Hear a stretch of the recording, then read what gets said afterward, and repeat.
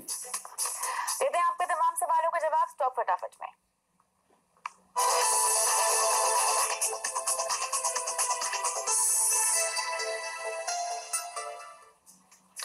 लुधियाना से सचिन मल्होत्रा का सवाल लेंगे अशोक लेलैंड पर 156 इनकी बाइंग प्राइस है। वैसे मयूरेश इनका नजरिया क्या है वो तो हम नहीं जानते हैं, लेकिन जिस तरह से ग्लोबल रिसर्च एजेंसी सिटी ने सेल कॉल को बरकरार रखा है, नवंबर सेल्स डेटा के आने पर लगभग 6.7% के आसपास की गिरावट का अंदेशा भी यहाँ जताया गया है।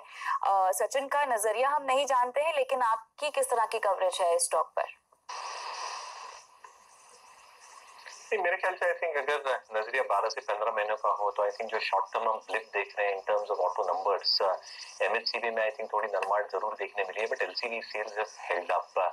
कहीं ना कहीं आई थिंक अगले 3 से 4 महीनों में आई थिंक नॉर्मलाइजेशन देखना चालू हो जाएगा, और जैसे BS6 के नॉर्म्स लागू हो जाएंगे 1.5 साल बाद, उसकी प्री बाइंग चालू हो जाएगी 2 से 3 क्वार्टर बाद।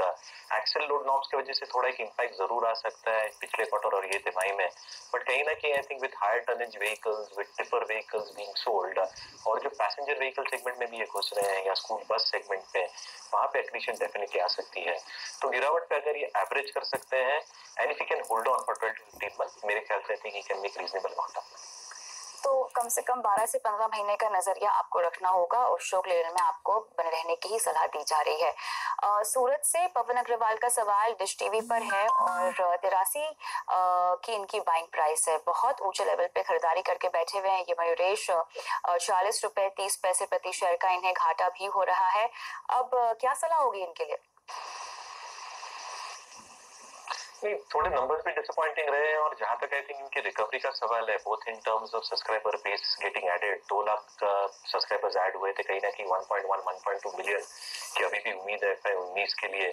8% revenue growth, management is still very very hopeful, और जो आरपूज हैं वहां पे भी आई थिंक बढ़ोतरी होने के चांसेस मैनेजमेंट को दिख रहे हैं। But with the competition that it is facing, जो जियो ने 2 एक्विजिशंस किए थे, और जो OTT स्पेस में आई थिंक जनरल इन्वेस्टमेंट्स हो रहे हैं और हाइपर कंपटीशन है, I think this in terms of both creating significant ARPUs and cash flows and deleveraging their balance sheet, थोड़े I think quarters तक struggle कर सकती है in this entire scenario।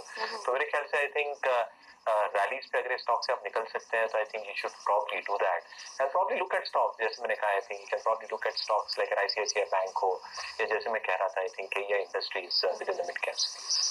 चलिए, तो उछाल पे आपको निकलने की ही सलाह दी जा रही है। आप वैसे भी काफी घाटा फेस कर ही रहे हैं। निकल के अगर आप बैंकिंग क्षेत्र में आना चाहते हैं, निजी क्षेत्र के, तो ICICI बैंक आपको रेकमेंड किया जा रहा है। साथ ही जो आज की वैल्यू पिक है KEI इंडस्ट्रीज में भी आप खरीदारी कर सकते हैं, लेकिन उछाल पे निकल जाइए डिश टीवी से। बनारस से KK पंड्या का सवाल मैं लूंगी और JSW स्टील पे खरीदारी कर रखी है। 324 की इनकी बाइंग प्राइस है Mayuresh.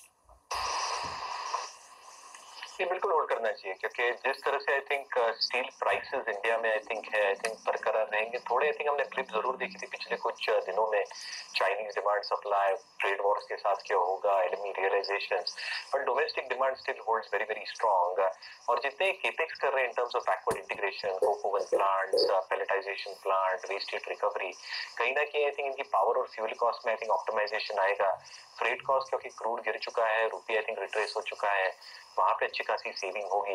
And with higher tonnage vehicles again which will come into play, कहीं ना कहीं I think this will increase the tonnage and reduce freight cost as well. तो मेरे ख्याल से I think EBITDA per tonne should improve. जो capex ये कर रहे हैं even for increasing their capacity, I think volume growth भी ठीक ठाक आनी चाहिए, and overall I think leverage should not exceed on the debt EBITDA level और the debt equity level as well. तो यस, मैं स्टॉक पे पॉजिटिव रहूंगा, बिल्कुल होल्ड करना चाहिए।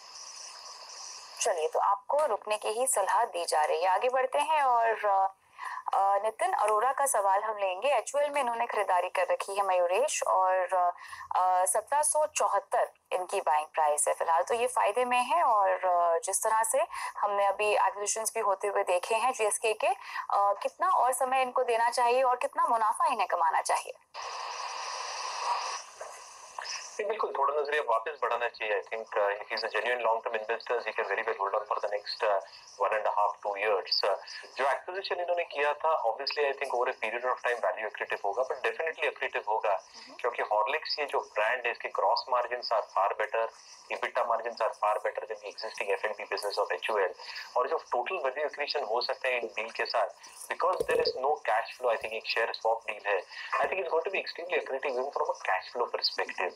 डिस्ट्रीब्यूशन नेटवर्क HUL का जो आई थिंक 3.5 मिलियन यूनिट्स है, I think that can also complement the kind of numbers that we are talking about. तो बिल्कुल नोट करना चाहिए, वैल्यूएशन के तौर पे थोड़ा महंगा जरूर है, but I think these premium valuations are probably expected to stay for HUL। चलिए, तो आप वैसे मुनाफे में ही है लेकिन और मुनाफा कमा सकते हैं, आपको रुके रहने की सलाह दी जा रही है HUL में।